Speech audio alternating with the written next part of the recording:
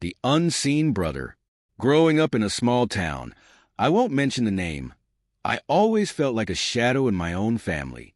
My name is Ben, and my older brother, let's just call him Alex, was a shining star that everyone gravitated toward, including our parents. Alex was everything I wasn't: outgoing, athletic, and effortlessly charming.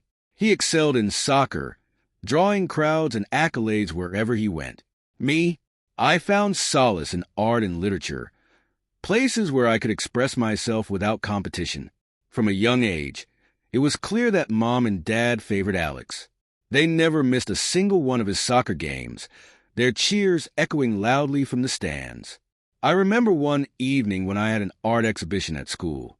I had poured my heart into my paintings, hoping they'd see a glimpse of my world. But they didn't show up. When I asked them about it later, they brushed it off. "We were busy with Alex's training," Dad said.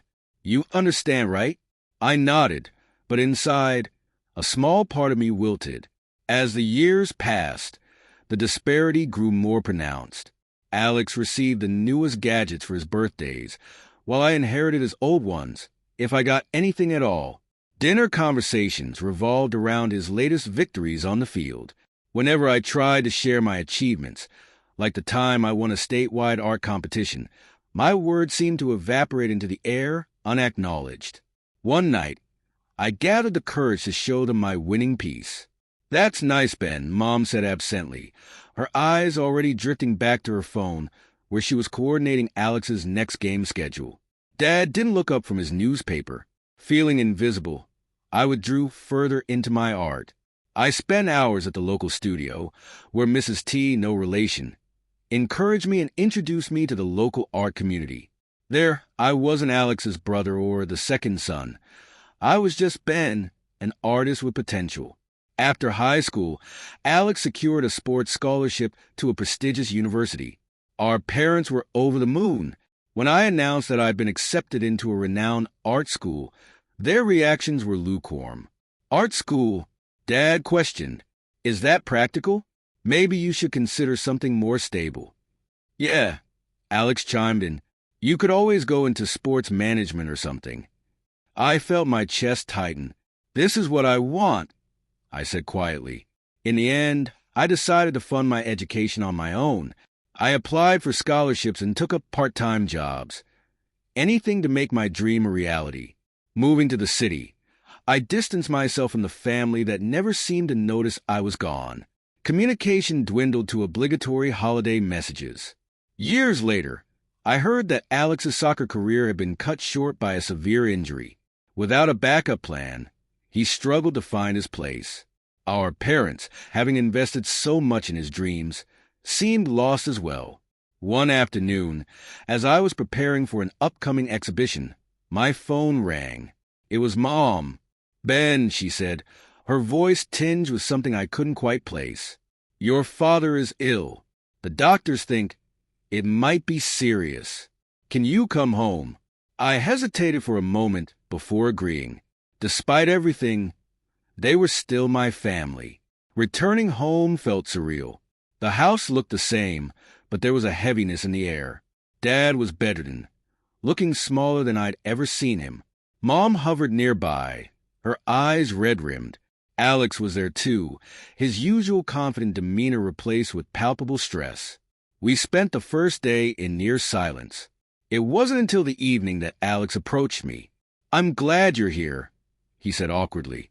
I nodded. "How are you holding up?" He shrugged. "Not great. It's been tough since the injury. I feel like I've let everyone down." For a moment, I felt a pang of empathy. "You haven't let anyone down, Alex." He looked at me, surprise flickering in his eyes. "I always envied you, you know." I blinked.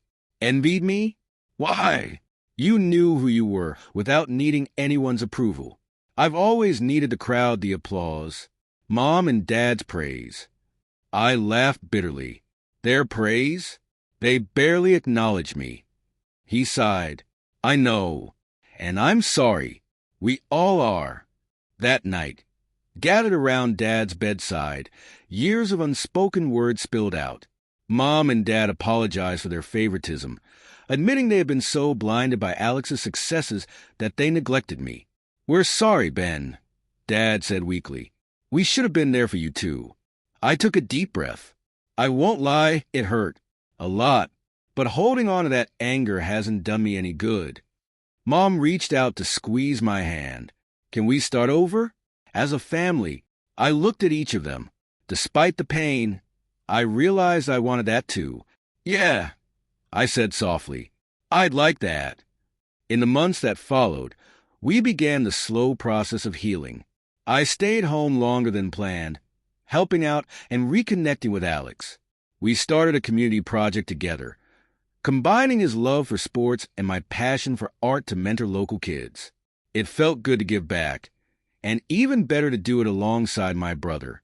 Dad's health improved gradually, and with that, a renewed sense of unity settled over our family. Mom and Dad made a genuine effort to be involved in both of our lives equally.